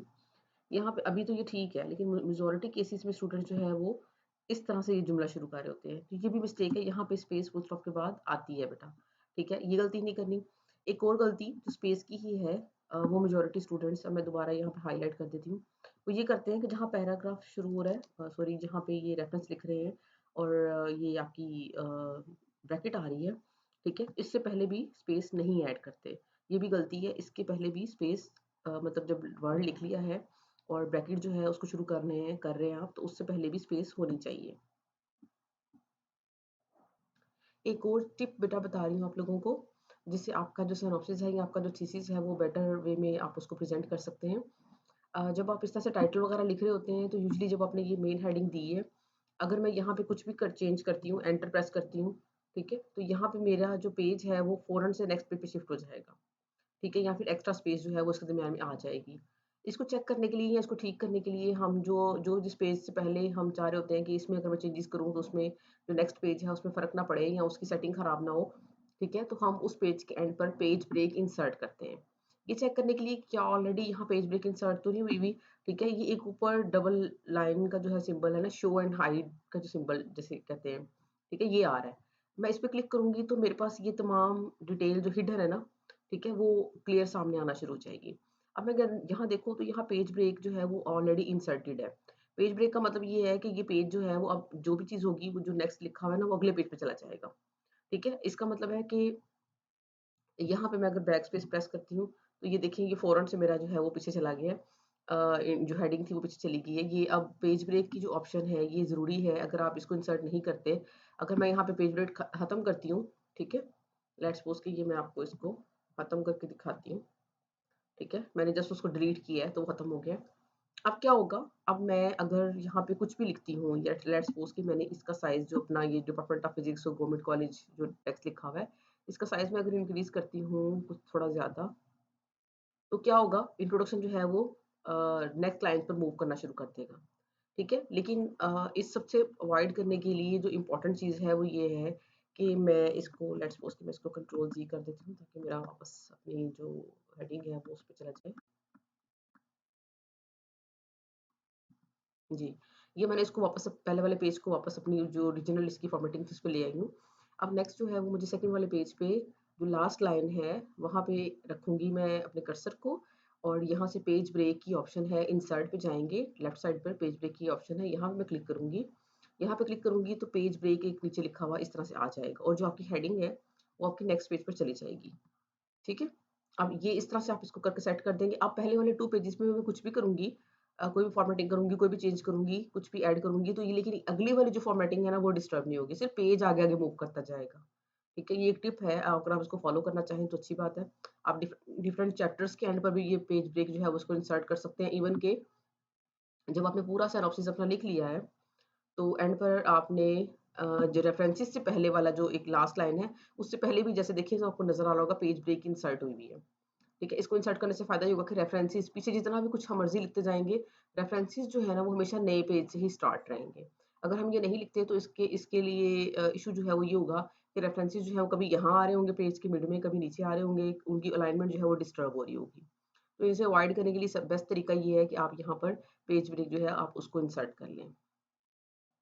और नेक्स्ट बताइए कि जो हेडिंग्स हैं, ठीक है? इनका जो साइज़ है, फ़ॉन्ट साइज़ जो है, आप इसको 14 रख लें, क्योंकि बाकी आपने मेन पेज पे जो है उसको 16 रखा है।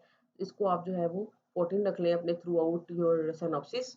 इसके अलावा एक और चीज़ जो कि यूजुअली स्टूडेंट्स की सिनॉप्सिस में मिस्टेक आती है कि ये लेट्स सपोज़ कि मैंने ये कोई रेफरेंस लिखा है ना, इस रेफरेंस से पहले मैं एब्रिविएशन यूज़ कर दूँगी, ए डॉट समथिंग लिख दूँगी।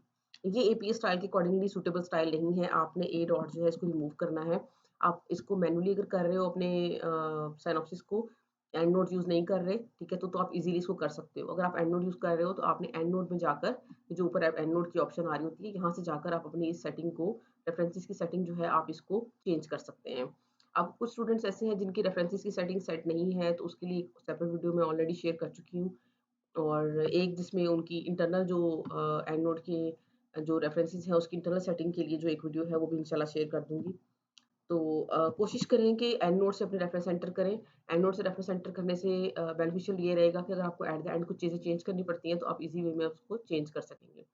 अच्छा, इसमें एक और टिप जो है वो ये है कि इधर रिव्यू में जाएँ, रिव्यू में जाएँगे तो यहाँ एक ऑप्शन है, एबीसी लिखा हुआ है, उसके ऊपर टिक हुआ हुआ है और उसके नीचे लिखा हुआ है स्पेलिंग एंड ग्रामर। काइंडली उसमें स्पेलिंग एंड ग्रामर को जाकर टिक कर दें। स्पेलिंग एंड ग्रामर को जाकर जब टिक करेंगे तो आपके जो सिनॉप्सिस का काम है, अभी तो इसमें इतनी मिस्टेक्स नहीं है, लेकिन जहाँ-जहाँ कहीं मिस्टेक्स होंगी स्पेलिंग की या ग्रामर की, ये आपको डबल लाइन में नज़र आ रही हैं, जैसे वर्क है, अब यहाँ पे फुल स्टॉप की ऑप्शन दे रहा है, जब इस पे राइट क्लिक करेंगे, तो आपको ऑप्शन देगा कि करेक्ट ऑप्शन क्या है। तो यहाँ पे फुल स्टॉप लगना है, फुल स्टॉप इसको ऐड कर देंगे तो ये ठीक हो जाएगा जुमला। लेकिन पढ़ के फिर भी चेक कर लें। और इसमें ये देखें, electron beam that scans about the surface area of a specimen लिखा हुआ है, ठीक है? स्कैन्स नहीं आना, दैट स्कैन आना है। ठीक है, बीम एक की बात है ना, तो वो उसको वो ग्रामर जो एरर दे रहा है वो उसको भी ये आपको हाईलाइट कर देता है। तो आप इसकी मदद से अपने जो इश्यूज हैं आप उनको रिजॉल्व कर सकते हैं। कुछ वर्ड्स ऐसे होंगे आपके सिनॉप्सिस के इसके अंदर जिसमें जो आपके करेक्टेड होंगे लेकिन वो फिर भी उसको मिस्टेक्स में दे रहा होगा। जैसे कि बॉटम अप है, इसमें डेफिनेटली लाइन आनी है तो वो आपको ऑप्शन दे देगा जी इसमें लाइन ऐड करते हैं। ठीक है? कुछ ऑप्शंस ऐसी होती हैं जो कि बिल्कुल वो ठीक नहीं होती, उसकी वर्ड की डिक्शनरी के अकॉर्डिंगली वो ठीक होती हैं, लेकिन वैसे हमें वो ठीक नहीं लग रही होती। तो काइंडली जब इसको करेक्ट करें तो देख लीजिएगा एक दफ़ा कि आप उसको ठीक ही कर रहे हैं कि नहीं। अच्छा जी, ये तो ऑप्शंस आ गई आपकी सारी, जनरल मिस्टेक्स की करेक्शन की बात आ गई। अब देखते हैं थोड़ा-सा वर्क प्लान में अगर देखें तो पर्टिकुलरली हम अपने स्टूडेंट्स को अगर हम बताएँ तो ये ईयर है, मंथ है। 6 मंथ्स में अगर आप एक्सपेरिमेंटल काम कंप्लीट कर रहे हैं, रिजल्टेंट डिस्कशन कर रहे हैं, थीसिस राइटिंग कर रहे हैं, 3-3 मंथ्स में इनको डिवाइड करें लिटरेचर सर्वे को और थीसिस सबमिशन और वाइवा एग्जाम को, और 6 मंथ्स में अपने एक्सपेरिमेंटल वर्क को डिफाइन करें ताकि आपका काम जो है वो रिजल्ट आना, रेफरेंस होना, उसमें टाइम लगता है बेटा। अच्छा जी, एक और ऑप्शन जो कि मेजॉरिटी स्टूडेंट्स जो हैं इसमें मिस्टेक इनकी होती है, वो ये है कि जब आप रेफरेंसेस लिख लेते हैं, आइदर आपने एंड नोट से लिखे हैं या आपने खुद से लिखे हैं, टाइप किए हैं मैनुअली, या आपने गूगल से वो लिए हैं, क्योंकि मैंने एक वीडियो शेयर की थी आपको कि अगर आपके पास एंड नोट नहीं है तो आप डायरेक्ट गूगल से भी अपने जो रेफरेंसेस हैं वो एपीए स्टाइल में कॉपी पेस्ट कर सकते हैं अपने रेफरेंसेस के एंड पे भी। ठीक है? अगर आपने किसी भी तरीके से इसको लिया है तो समटाइम्स आपके जो रेफरेंसेस हैं वो तो टाइम्स न्यू रोमन में नहीं होते। ठीक है? और इसके अलावा कुछ वर्ड्स जो हैं, कुछ लाइन्स जो हैं, जैसे यूजुअली जैसे ये अगर मैं जनरल नेम लूँ, तो कुछ जगहों पे ये जनरल नेम जो है ये अंडरलाइन हुआ हुआ होता है। ठीक है? कुछ जगहों पे ये जो इश्यू वगैरह है, वॉल्यूम जो है ये बोल्ड होता है और ये इटैलिक में होता है। कुछ बच्चों ने इस तरह से अपने जो रेफरेंसेस हैं वो लिखे होते हैं। कहीं पे अंडरलाइन हो रहा है, कहीं पे नहीं हो रहा, प्लीज़ एक सिमेट्री को फ़ॉलो करें। यूजुअली एपी स्टाइल के अंदर हम इसको बोल्ड और अंडरलाइन वगैरह नहीं रखते। ये नॉर्मल रहता है। नॉर्मल से बता दिए कि ना बोल्ड होगा, ना अंडरलाइन होगा, ठीक है? सिंपल इस तरह से ये लिखा जाता है, ऑथर्स नेम आते हैं, ठीक है? और आगे ईयर आता है ब्रैकेट में, पेपर का नेम है, और इसमें भी रेफरेंसेस जब रेफरेंसेस हमेशा सबसे एंड पे इनको फॉर्मेट करें। रेफरेंसेस अगर आप एंड नोट से भी एंटर कर रहे हैं, तो अगर आप एक दफ़ा इसको वर्ड टाइम्स न्यू रोमन में कन्वर्ट करेंगे, साइज़ ठीक करेंगे, लेकिन अगर आपने दोबारा से अपने जो काम है, जो आपका सिनॉप्सिस है, उसमें किसी भी तरह की कोई चेंजेस की हैं, तो ये आपका दोबारा अपडेट हो जाएगा, रेफरेंसेस जो हैं, अगर आप एंड नोट से कर रहे हैं। और एंड नोट्स में भी अगर आप कर रहे हैं, तो भी आप बहुत सी चीज़ें ऐसी हैं जो वहाँ पे एंड नोट पे जाकर ठीक कर सकते हैं। जैसे ये सबस्क्रिप्ट लिखे हुए हैं, अगर आपने इसमें सिनॉप्सिस में इनको एंटर कर रहे हैं, तो आपको ये करना है कि आपको अपने एंड नोट पर जाकर,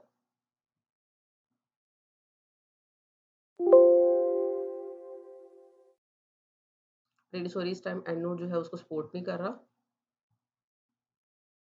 ये मैं एक आपको सेपरेट वीडियो में इसके बारे में बता देती हूँ कि किस तरह से अगर आपने रेफरेंसेस एक दफ़ा एंड नोट्स एंटर कर लिए हैं, तो और रेफरेंसेस में अगर पेपर का नाम आ रहा है, जैसे ये वाला पेपर देखिए, ये मैं इसको हाइलाइट करती हूँ थोड़ा। ताकि पिक्चर क्लियर हो यहाँ से। ये इस तरह से अगर आपके वो सब्सक्रिप्ट जो है वो ठीक नहीं है, ठीक है? जब आप इसको एंड नोट्स एंटर करते हैं तो यहाँ पे ये सब्सक्रिप्ट पे नहीं आता। इसको अगर सब्सक्रिप्ट पे लेकर आना है और एक ही दफ़ा आप चाहते हैं कि आप इसको कन्वर्ट कर लें, बजाए इसके कि बार-बार जब इसको अपडेट करें तो बार-बार ये अनसब्सक्राइब में चला जाए, तो इसका मतलब है कि आपको डबल-डबल एफर्ट करनी पड़ेगी। मतलब हर दफ़ा आपको नए सिरे से इसको सब्सक्रिप्शन में लेकर आना पड़ेगा, ठीक है? सुपरस्क्रिप्ट, सबस्क्रिप्ट जो है उसमें आपको इसको कन्वर्ट करना पड़ेगा। तो अगर आप इसको एक दफ़ा ठीक करना चाहते हैं तो आप इसको एंड नोट से जाकर ठीक कर सकते हैं। अदरवाइज़ आप ये करें, क्योंकि सिनॉप्सिस में रेफरेंसेस बहुत कम होते हैं, इसलिए आप इसको तमाम पेपर्स के जो रेफरेंसेस हैं आप उनको एंटर करके, या तो आप इधर एंड नोट से जाकर इसको कन्वर्ट साइटेशन एंड बिब्लियोग्राफी में जाएँगे तो इस पे क्लिक करेंगे तो ये कन्वर्ट टू प्लेन टेक्स्ट आ जाता है। आप इसको एंड नोट्स के ऑप्शन से हटा दें और प्लेन टेक्स्ट में कन्वर्ट करके एक ही दफ़ा आप इसके सबस्क्रिप्ट, सुपरस्क्रिप्ट जो भी ठीक करने हैं आप इनको ठीक कर लें और टाइम्स न्यू रोमन में कन्वर्ट कर लें, जस्टिफाई कर लें, जो भी इसकी फॉर्मेटिंग करनी है ना वो सारी फॉर्मेटिंग करें। लेकिन रेफरेंसेस जो हैं वो जस्टिफाइड होने चाहिए बेटा, टाइम्स न्यू रोमन में होने चाहिए, 12 साइज़ होना चाहिए, अल्फाबेटिकली अरेंज्ड होने चाहिए, और सबस्क्रिप्ट, सुपरस्क्रिप्ट जो है वो ठीक होने चाहिए इसके अंदर। और एक ही पैटर्न फॉलो होना चाहिए, बोल्ड जो आपका है, इटैलिक है या अंडरलाइन है, ये नहीं होना चाहिए। एक और जो मिस्टेक यूजुअली बच्चे कर रहे होते हैं, वो डिग्री सेंटीग्रेड लिखते हैं, ठीक है? और इसके ऊपर छोटा-सा डॉट जो डिग्री का सिंबल होता है, उसको इंसर्ट 0 कर देते हैं या उसको 0 इंसर्ट करके उसको सुपरस्क्रिप्ट कर देते हैं। ये चीज़ गलत है बेटा। इंसर्ट में जाना है, आपने डिग्री सी का सिंबल जो होता है डिग्री डिग्री का वो लिखना है, इंसर्ट में जाना है, सिंबल्स में जाना है। अब सिंबल्स में मैंने तो ऑलरेडी चूँकि इसको यूज़ किया हुआ था, तो ये अगर आप देखें तो यहाँ पे नीचे लिखा हुआ आ रहा है डिग्री साइन। ठीक है? इस डिग्री साइन पे मैं क्लिक करूँगी तो यहाँ पे डिग्री का साइन जो है वो इंसर्ट हो जाएगा।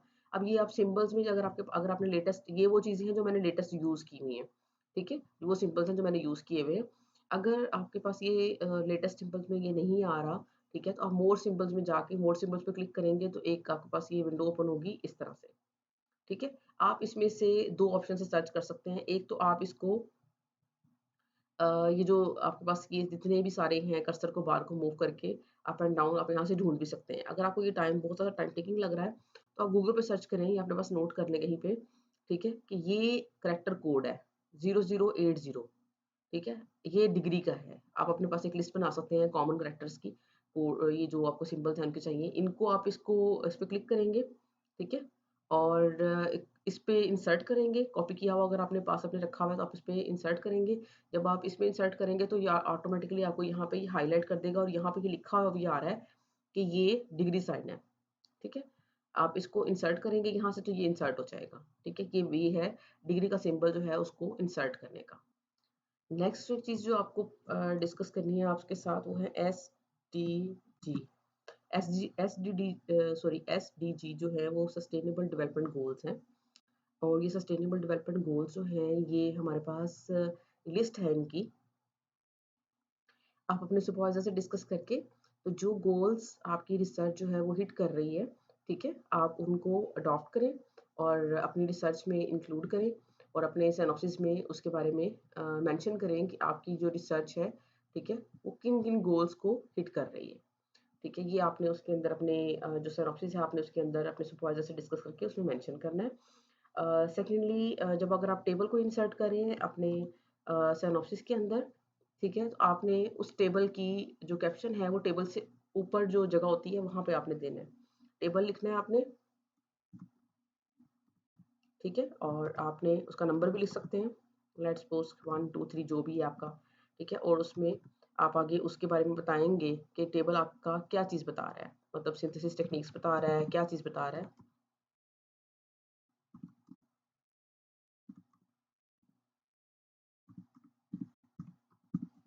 अब अगर आप देखें तो मैंने सिंथेसिस टेक्निक्स लिखा है। पहला अल्फ़ाबेट सिंथेसिस का छोटा है, टी जो है वो कैपिटल है, ये गलत है। हमेशा पहला जो अल्फ़ाबेट होता है वो कैपिटल होता है, अगले वाले जो अल्फ़ाबेट्स हैं वो यहाँ पे ये स्मॉल आएगा, ठीक है?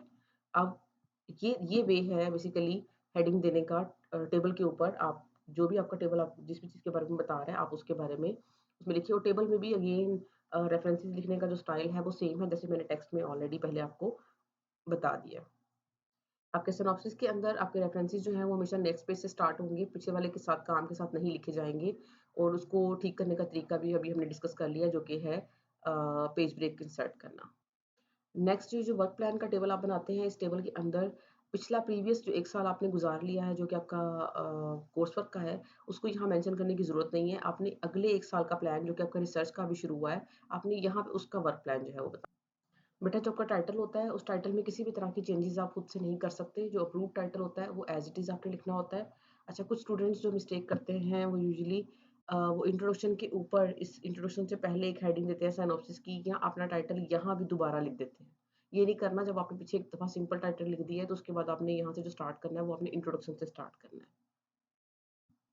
जो लाइन स्पेसिंग आपकी इस टेक्स्ट की है, वो 1.5 होगी। जब आप उसको ऊपर सेट करेंगे, उसमें स्टाइल्स में जाकर एक ही दफ़ा नॉर्मल में आप 1.5 सेट कर लेंगे, तो ऑटोमेटिकली आपका ये सारा जो है वो रजिस्टर्ड होगा। अब ये एक अगेन मिस्टेक यहाँ पे ये बिल्कुल सामने मुझे नज़र आई है। पहले भी मैंने बताया है कि ब्रैकेट शुरू करने से पहले आपने स्पेस देनी होती है। हेडिंग्स कुछ बच्चे देते हैं और हेडिंग्स के आगे 2 डॉट्स डाल देते हैं, जस्ट लाइक दिस। और यहाँ आगे छोटी लाइन भी डाल देते हैं। ये इस तरह से नहीं करना, जस्ट ऊपर हेडिंग दें, दैट्स इट। इसको इतना ही बस रहना है इंट्रोडक्शन। अच्छा, एक और जो मिस्टेक मोस्टली स्टूडेंट्स जो है वो करते हैं, वो जब सुपरवाइज़र लिखते हैं तो सुपरवाइज़र के नीचे नाम के नीचे जो है वो उसका डेज़िग्नेशन और उसकी डिटेल लिखना शुरू कर देते हैं। ये ज़रूरी नहीं है लिखना। ये तब आपको अगर कुछ भी किसी भी तरह की इन्फॉर्मेशन अगर आपने लिखनी है तो ये तब रिक्वायर्ड होती है कि अगर आपका सुपरवाइज़र या को-सुपरवाइज़र किसी और यूनिवर्सिटी से है, कहीं न कहीं और से वो जो है वो किसी और इंस्टीट्यूट से जो है वो आपको गाइड कर रहे हैं या आपकी जो है वो हेल्प कर रहे हैं। तो एक तो ये चीज़ इसका ख़्याल रखना है आपने कि नीचे इस पे सुपरवाइज़र के नेम के नीचे जो है वो आपने उसका डेज़िग्नेशन नहीं लिखना। पैराग्राफ जो है वो आपने उसकी स्पेस एक्स्ट्रा जो है वो नहीं देनी, उसमें टाइम वेस्ट होता है, इसलिए कोशिश करें कि आप अपने बल्कि आपने करना ही ऐसे है कि आप अपने तमाम जो पैराग्राफ्स हैं उनको इस तरह से एक ही लाइन में, एक ही स्पेस के अकॉर्डिंगली इसको जो है वो करके जमा करवाएँ। कुछ बच्चे ये मिस्टेक करते हैं कि कहीं पे रेफरेंस इंसर्ट करना है तो ये वाला फॉर्मेट यूज़ करते हैं, ब्रैकेट ये वाली नंबरिंग आगे यूज़ कर रहे होते हैं। ये फॉर्मेट हमारा जो यूनिट जीसी का है वो अप्रूव्ड नहीं है। इसको हम चेंज करेंगे और उसको एपीए स्टाइल में ऑथर सरनेम और आगे जिस तरह से मैंने डिटेल में पहले बताया उस तरह से हम लिखेंगे। एक नेक्स्ट मिस्टेक जो मेजॉरिटी केसेस में स्टूडेंट्स करते हैं, जब लिटरेचर रिव्यू लिख रहे हैं तो उस सूरत में जो लेटेस्ट पेपर्स होते हैं वो पहले नहीं लिखते, मिक्स चल रहे होते हैं। 2016 का पेपर आ गया, 2017 का पेपर आ गया, ठीक है? आपने लास्ट 5 ईयर्स का लिटरेचर लिखना होता है, ठीक है? लास्ट 5 ईयर्स में टॉप पे आप वो पेपर्स लिखते हो जो कि 2000 मतलब 2023 है तो 2023 के पेपर्स पहले आएँगे। उसके बाद 2022 आएगा, फिर 21 आएगा, फिर 20 आएगा। इसी तरह से लास्ट जो 5 ईयर्स हैं सिर्फ़ उनकी हम लिखेंगे और उसमें उनको जो अल्फ़ाबेटिकली अरेंजमेंट है ना उसके हिसाब से भी हम इसको अरेंज करेंगे। 2023 के जितने पेपर्स हैं वो अरेंज होंगे अल्फ़ाबेटिकली, ठीक है? और उसके बाद 2022 के फिर आएँगे, फिर 21 के आएँगे और हर ईयर वाइज़ जो है पेपर्स हैं ना वो अल्फ़ाबेटिकली अरेंज होंगे, लेकिन पहली प्रायोरिटी ईयर को दी जाएगी कि 2023 के हों। अब जो 2023 की अगर मैं 3 पेपर्स ऐड कर रही हूँ तो उन तीनों पेपर्स को मैं अल्फ़ाबेटिकली अरेंज करूँगी। इकबाल पहले आएगा, ए पहले आएगा, बी पहले आएगा, एबीसी के हवाले से मैं उस पैराग्राफ्स को अरेंज करूँगी। उसके बाद 2022 के पेपर्स आएँगे, उनको भी मैं इसी तरह से अल्फ़ाबेटिकली अरेंज करूँगी। ये जो टेबल हम वर्क प्लान का बनाते हैं, इसमें से हम ईयर खत्म कर सकते हैं। ईयर हम खत्म कर देंगे। सिर्फ़ मंथ्स में बता देंगे कि कितने महीने में हमने कौन-सा काम करना है और उसमें से मेजॉरिटी टाइम हमारा सिंथेसिस का या थ्योरेटिकल कैलकुलेशन जो है उसका रिक्वायर्ड होगा, तो हम इसमें 3 इस पार्ट्स में इसको डिवाइड कर सकते हैं। मेथोडोलॉजी वाले पार्ट में जहाँ कि कौन-सा मेथड आपने फ़ॉलो करना है, इस तरह से 1-2 लाइन्स में नहीं लिखेंगे। हम यहाँ पे एक फ्लो चार्ट बनाएँगे, जिसमें हम प्रपोज़्ड अपना आइडिया शेयर करेंगे कि हम किस-किस पैटर्न से, किस-किस डिज़ाइन से किस-किस स्टेप्स में फ़ॉलो करते हुए हम अपनी जो रिसर्च है उसको हम कंप्लीट करेंगे। जो कैरेक्टराइज़ेशन टेक्निक्स हैं वो आपकी ऑब्जेक्टिव का पार्ट नहीं होंगे, ठीक है? जैसे ये ऑब्जेक्टिव्स लिखे हुए हैं तो ये जो कैरेक्टराइज़ेशन टेक्निक्स हैं ये आपके ऑब्जेक्टिव का पार्ट नहीं होंगे क्योंकि ये तो जो सिंथेसिस करते हैं हम मटेरियल की ये उसके लिए कंपल्सरी है कि हम उसको चेक करें कि वो मटेरियल बना है या नहीं बना। जो पेज नंबर है वो हम हमेशा राइट साइड पर नीचे बॉटम में लिखते हैं। उसकी वजह ये है कि अगर हम इसको लेफ्ट साइड पर लिखेंगे तो इसकी जो विजुअलाइज़ेशन है, जो इसको ईज़िली पढ़ना है वो मुश्किल होगा। राइट साइड पर ये थोड़ा हमें ईज़ी पढ़ने में होता है, तो इसलिए हम इसको राइट साइड पर रखेंगे, लेफ्ट साइड पर नहीं रखेंगे। जैसे हमने नॉर्मल राइटिंग के लिए यहाँ से स्टाइल चूज़ किया था, यहाँ से हम ऊपर से हेडिंग वाला भी एक स्टाइल चूज़ करके, उसको भी एडिट करके, मॉडिफ़ाई करके तो अपनी हेडिंग्स जो है, उसके हिसाब से इसको लेट्स सपोज़ कि ये हेडिंग 7 है, मैं इसको मॉडिफ़ाई में जाकर और मैं इसको ब्लैक कलर में देकर और टाइप इसकी 14 इसका जो साइज़ है, टाइम्स न्यू रोमन इसकी तमाम सेटिंग करके 1.5 स्पेसिंग जस्टिफाइड नहीं हेडिंग मुझे लेफ्ट साइड पे चाहिए तो मैं लेफ्ट साइड पे ले जाऊँगी इसको, ठीक है? तो ये तमाम सेटिंग करके मैं इसको ओके कर दूँगी। जब मैं इसको ओके करूँगी तो उसके बाद मैं अपनी जितनी भी हेडिंग्स हैं उसके ऊपर कर्सर ले जाकर इस हेडिंग पे क्लिक करूँगी तो वो मेरी हेडिंग में कन्वर्ट हो जाएगी, ठीक है? अब ये सेट नहीं हुआ अभी, इसको मॉडिफाई कर लेते हैं। इटैलिक हुआ था, इटैलिक में कर देती हूँ, बोल्ड प्रेस कर देती हूँ, 14 है, टाइम्स न्यू रोमन है। ओके, अब ये देखिए, अब ये मैंने इस पे रखा, हेडिंग्स को क्लिक किया, तो ये ऑब्जेक्टिव्स में कन्वर्ट हो गया। मैं अपनी सारी हेडिंग्स को वन बाय वन इस पे रखूँगी और ये उसके हिसाब से जो हेडिंग्स है मेरी, वो एक ही सेटिंग में आ जाएँगी सारी। तो एक जैसी हेडिंग्स करने के लिए आप ये तरीका, ये स्टाइल्स वाली जो ऑप्शन है, आप इसको यूज़ कर सकते हैं। ओके, नेक्स्ट एक जो मिस्टेक बच्चे मेजॉरिटी करते हैं, तो ये जो लिटरेचर रिव्यू है इसको भी ये लिटरेचर रिव्यू इसको भी नेक्स्ट पेज से स्टार्ट करते हैं। इसको नेक्स्ट पेज से स्टार्ट नहीं करना, जहाँ इंट्रोडक्शन आपका खत्म हो उसके बिल्कुल नीचे से ये लिटरेचर रिव्यू वाला जो पार्ट है ये स्टार्ट हो जाएगा। नेक्स्ट मिस्टेक जो मेजॉरिटी स्टूडेंट्स कर रहे होते हैं, वो जो फिगर अपने सिनॉप्सिस में ऐड करते हैं, ठीक है? तो कभी कहीं पे फिगर लिखा होता है, नेक्स्ट के अंदर उन्होंने FIG लिखा होता है, कहीं पे उन्होंने FIG डॉट डाला होता है, ठीक है? कोई एक पैटर्न फ़ॉलो करें और यूजुअली जो पैटर्न अच्छा लगता है वो FIGURE फिगर कंप्लीट है, ठीक है? आप आगे नंबर देना चाहते हैं तो फिगर नंबर फुल स्टॉप, ठीक है? आगे आप 2 डॉट्स डालें और आगे आप फिगर की डिस्क्रिप्शन बता दें लेट्स सपोज कि मैं कहती हूँ कि मैं फ्लो चार्ट ऐड कर रही हूँ, तो फ्लो का एफ कैपिटल आएगा, CHART चार्ट, फ्लो चार्ट, ठीक है। तो आप इस तरह से अपना जो फिगर है आप उसकी कैप्शन जो है वो लिखें। लेकिन ये कैलबरी में आ रहा है, ये चूंकि आपने जब सारी फॉर्मेटिंग करनी है तो आपने इसको टाइम्स न्यू रोमन में करना है। इसके लिए भी आप यहाँ से ये जो स्टाइल्स वाली ऑप्शन है इसमें से स्टाइल कोई भी चूज करके उसकी एडिटिंग करके रख सकते हैं अपने पास, और फिर आप इस पूरी लाइन के ऊपर इसको कर्सर को लेकर आए और यहाँ स्टाइल में इस पर क्लिक करेंगे तो ऑटोमेटिकली जो आपकी फिगर की कैप्शंस हैं, ठीक है, वो इसी सेटिंग में आ जाएँगी जो सेटिंग आप इसको रख के इसमें शो करना चाहते हैं। इसलिए आपको ज़्यादा मुश्किल नहीं होगी, जब जस्ट आप ये स्टाइल्स यूज़ करें, ये आपके काम को बहुत आसान बना देते हैं। 10 फिगर्स हैं, जिस तरह से मर्ज़ी लिखो उसको, लिखने के बाद जस्ट इस पे क्लिक करो तो वो ऑटोमेटिकली आपकी सारी फॉर्मेटिंग इस जो पैटर्न आपने सेट किया होगा उसके मुताबिक वो उसको कर देगा। मेजॉरिटी केसेज़ में ये वो मेजर मिस्टेक्स हैं जो कि स्टूडेंट्स करते हैं। होपफुली ये वीडियो आपके लिए हेल्पफुल होगी। अवॉइड करें इन तमाम मिस्टेक्स को और इनको करेक्ट करें। और best of luck for your final submission of your synopsis. ठीक है, अच्छी सी तैयारी के साथ, अच्छी सी फॉर्मेटिंग और एडिटिंग के साथ अपने सिनॉप्सिस को जमा करवाएं ताकि उसमें रिजेक्शन के चांसेस कम हो और आपको उससे फ़ायदा मिल सके। अपना ढेर सारा ख्याल रखिएगा। नेक्स्ट वीडियो से दोबारा मिलेंगे इंशाल्लाह। अल्लाह हाफिज़।